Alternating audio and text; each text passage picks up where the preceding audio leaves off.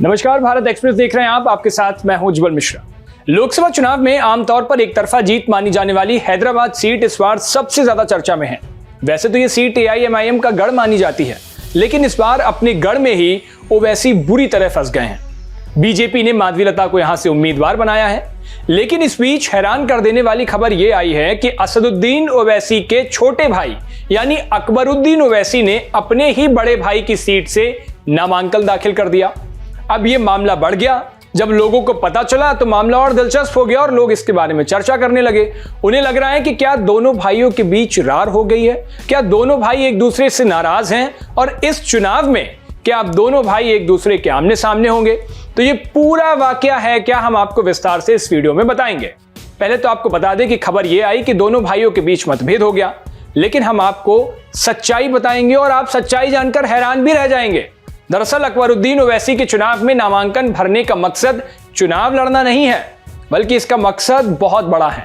वो अपने भाई असदुद्दीन ओवैसी के खिलाफ चुनाव नहीं लड़ रहे हैं, ना ही वो चुनाव लड़ेंगे, बल्कि AIMIM ने अकबरुद्दीन को असदुद्दीन के वैकल्पिक उम्मीदवार के तौर पर पर्चा भरवाया है। ऐसा इसलिए किया कि अगर असदुद्दीन ओवैसी का पर्चा किसी भी कारणवश खारिज हो जाए, गलत हो जाए, उनका नामांकन कैंसिल हो जाए, तो इस हालत में कम से कम अकबरुद्दीन ओवैसी को चुनावी मैदान में उतारा जाए। तो इसका मतलब साफ है कि दोनों भाइयों के बीच कोई मतभेद नहीं है, बल्कि पार्टी ने पूरी प्लानिंग के साथ ऐसा फैसला किया है।